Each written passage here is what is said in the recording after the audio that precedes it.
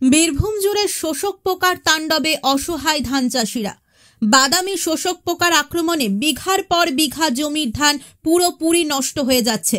জেলার প্রতিটি ব্লকেরই চাষিরা কম বেশি ক্ষতির মুখে পড়েছেন। ক্ষতির সম্মুখীন হয়েছেন দুবরাজপুর ও খয়রাশোল ব্লকের চাষিরাও। দুবরাজপুর ব্লকের চিনপাই, নারায়ণপুর, এলেমা, তাপাসপুর, বিশালপুর সহ একাধিক গ্রামে একের পর এক জমিতে শোষক পোকার দাপট। ফলে মাথায় হাত স্থানীয় চাষিদের। একই ছবি জেলা জুড়েই। এখন কি করবেন বুঝে উঠতে পারছেন না কৃষকরা। চাষের জন্য মোটা অঙ্কের ঋণ নিয়েছেন অনেকেই। ধান নষ্ট হওয়ায় সেই ঋণ কিভাবে শোধ হবে সেই দুশ্চিন্তায় রাতের ঘুম উড়েছে চাষিদের। এই পরিস্থিতিতে সরকারের আর্থিক সহায়তার আশায় পথ চেয়ে বসে আছেন ক্ষতিগ্রস্ত কৃষকরা। নিতাই চক্রবর্তীর রিপোর্ট, নিউজ বার্তা।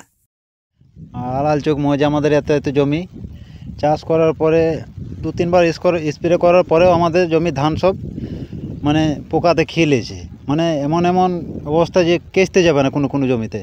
হ্যাঁ, বিঘার পর বিঘা এই পোকাতেই খেলেছে। কোনো কোনো জমি এই পড়ে আছে, মানে কাটা যাবে না। হ্যাঁ, এলেমার আছে, তো তাপাসপুরের আছে, সব আমরা এক মাঠে চাষ করি। তো এক দাদা আমার এখানে আছে, মানে কাঁদো কাঁদো অবস্থা হয়ে আছে। মানে একটা জমি 7 বিঘের মধ্যে একটাও কাটতে পারবে না, এরকম অবস্থা। আর তো আমরা আবেদন রাখছি সরকারের কাছে, যেন কিছু আর্থিক অবস্থা যেন আমরা পাই, সেই ব্যবস্থা আপনারা যদি করে দিতে পারেন তো আমাদের একটু সহযোগিতা হয়। আলালচং মৌজায় আমার 7 বিঘে জমি। শুধু আলালচং মৌজা নয়, এলেমার মৌজাও আছে, তাপাসপুর মৌজাও আছে। সমস্ত জমিতে আমি চাষের উপর নির্ভর করে উপার্জন করি। আমার এমন অবস্থা, আর্থিক অবস্থা, আমি কি করে সংসার চালাবো আমার চিন্তা। কি হয়েছে সেই ধানটা? এই ধানটা পোকাতে সমস্ত নষ্ট করে দিয়েছে। একবার শোষক পোকা লেগে সমস্ত পোকা নষ্ট করে দিয়েছে।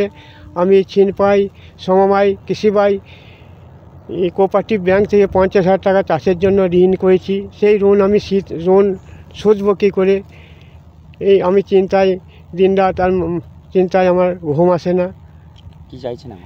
আমি সরকারি হিসাবে কিছু সাহায্য চাইছিলাম।